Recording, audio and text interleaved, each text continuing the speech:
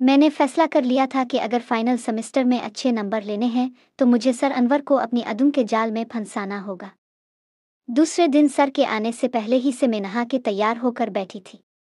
इस दिन मैंने फिटिंग वाले कपड़े पहने थे और गला भी बहुत बड़ा और खुला हुआ था। फिर मैं सर के आने का इंतज़ार करने लगी और जैसे ही सर आए तो मुझे देख के उनकी आंखें फैल सी गई। मैंने कहा, सर आज बहुत गर्मी है, कमरे में एसी चला के पढ़ाई करते हैं। सर को भला इस बात से क्या एतराज़ होना था। उन्होंने कहा, ठीक है, जैसे तुम्हारी मर्जी। फिर हम दोनों कमरे में आकर बैठ गए और पढ़ाई करने लगे। मैं उनके बिल्कुल सामने बैठी थी। सर की नज़रें बार बार मेरे वजूद पर पड़ रही थी। यूं के बड़े गिले की वजह से सब वाज़े तौर पर नज़र आ रहा था। मैं बार बार झक कर सर को अपने वजूद का नज़ारा करा रही थी। ये सब देखकर सर की हालत गैर होने लगी। इसी चलने के बावजूद उनके माथे से पसीने की बूंदें नमूदार हो रही थी। वो बार बार रुमाल से अपना चेहरा साफ करने लगे। जाते फिर जैसे ही मैंने सर का हाथ पकड़ के अपने बड़े गिले पर रखा, उनसे बर्दाश्त नहीं हुआ और मुझे सोफे पर ही लिटा के मेरे साथ। ऐसी बात नहीं कि रमशा को सर अनवर अच्छे नहीं लगते थे, बस वो एहतरामना उनसे मुखातिब होते हुए घबराती थी। आज उसने हिम्मत करके उनसे बात करने का फैसला ही कर लिया। क्लास खत्म होते ही तमाम लड़कियां क्लास से बाहर आ गई। सर अनवर हसब मामूल टेबल पर रखे पेपर तरतीब दे रहे थे और शासिता उनके पास खुली पेपर उठा उठाकर उनके हाथ में दे रही थी। रमशा अपनी नशिस्त से उठी और आंखें झुकाए सर अनवर की तरफ बड़ी पेपर देने के बाद वो एक लम्हे के लिए रखी। इसके सुर्ख गुलाबी होंठों ने जिंबुश की तो मोतियों जैसे दांत नमूदार हुए, जिनकी चमक ने सर अनवर को रमशा की जानिब मुतवज्जे होने पर मजबूर कर दिया। रमशा, कुछ कहना है आपको? अचानक शासिता ने इसकी तरफ देखते हुए पूछा। रमशा ने कुछ कहने के बजाय मोतियों जैसे दांतों को गुलाब की पिंखरियों में छुपा लिया और नजरें झुकाए खड़ी रही। सर अनवर ने भी फौरन आंखें झपका ली। सर, रमशा की अगले महीने शादी है, इसके लिए फाइनल सेमेस्टर पास करना बहुत ज़रूरी है। एक अभी है जिनसे खुलकर बात की जा सकती है। शासिता बोले जा रही थी मगर सर अनवर की नज़रें सर झुकाए खड़ी रमशा का तौफ कर रही थी। शासिता की आवाज़ तो इसके कानों में पड़ रही थी मगर उनकी तवज्जो रमशा पर मरकज़ बनी हुई थी। शासिता ने सर अनवर के कोट की आस्तीन को हल्का सा खींचते हुए कहा, सर मैं अब से कुछ कह रही हूँ। सर अनवर ने लापरवाही से जवाब देते हुए कहा कि मैं क्या कर सकता हूँ, जो कारकर्दगी होगी वही नतीजा आ जाएगा।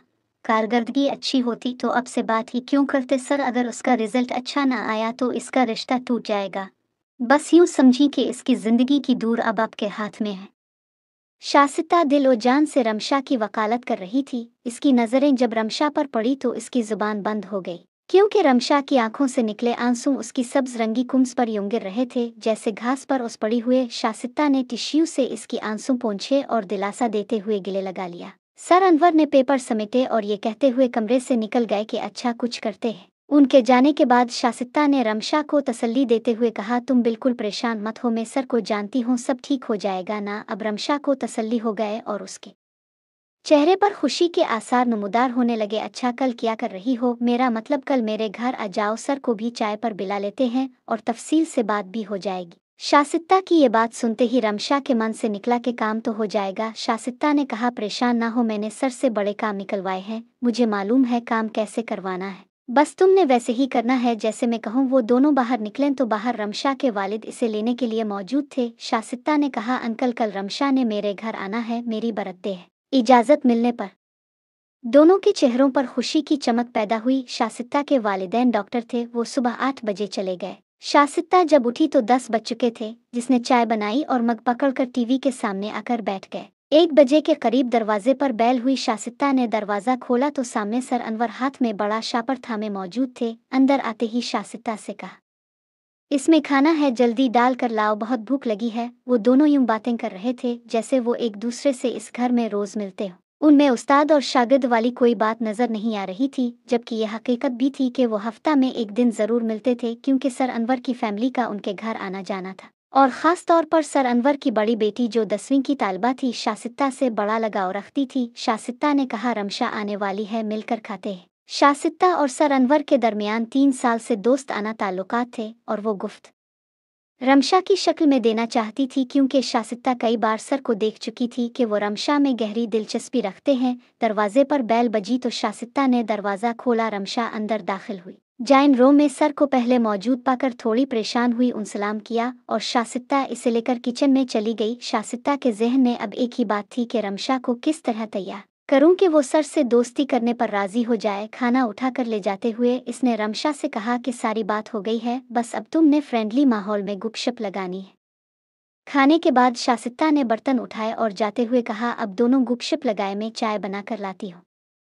अब वो दोनों कमरे में अकेले थे। फिर सर अनवर ने बातें करते करते रमशा का हाथ पकड़ लिया, जिसकी वजह से वो एकदम चौंक सी गई थी और उसका दिल बुरी तरह से धड़कने लगा। मगर न जाने क्यों इसने अपना हाथ सर अनवर के हाथों से जुदा नहीं किया था और पिल की झुकाई यूं ही उसके सामने बैठी रही। ये देख के सर अनवर की हिम्मत और बढ़ने लगी और अगले ही लम्हे उन दोनों के दरमियान सब फासले सिमट गए। 30 मिनट की इस मुलाकात में सर अनवर की ख्वाहिश तो पूरी हो गई थी, मगर रमशा एक अनजाने से खौफ का शिकार और बहुत गुमसिम थी। कुछ देर बाद शासिता हाथ में चाय की टर पकड़े हुए कमरे में दाखिल हुई। अजीब सुनाते देखकर वो परेशान हुई। जब इसने रमशा को चाय पेश की तो इसने अफसुर्दा निगाहों से शासिता को देखा। मुंह से तो कुछ ना बोली मगर उसकी आंखों में बहुत से सवाल छुपे थे। सर अनवर मौका की मुनासबत से फौरी तौर पर रुखसती लेकर चल दिए। वो दोनों काफी देर तक खामोश बैठी रही। बाहर से बैल की आवाज़ आई। रमशा को मालूम था कि इसके अबू इसे लेने आए हैं।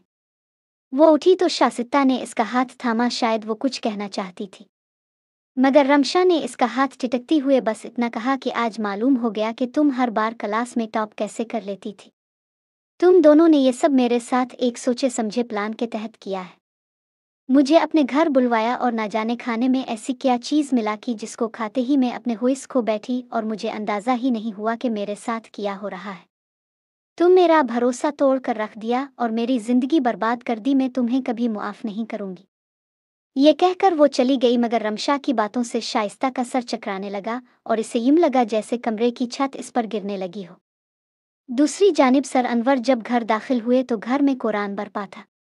पता चला कि उनकी बेटी स्कूल से वापस ही नहीं आए और थोड़ी देर पहले कॉल आई थी वो अपने एक दोस्त के साथ भाग गई है और उससे शादी करना चाहती है। ये सुन कर सर अनवर के सामने रमशा का आंसू भरा चेहरा घनने लगा और पहली बार एहसास हुआ कि ये तो एक कर्ज है जो सूद के साथ अदा करना पड़ता है।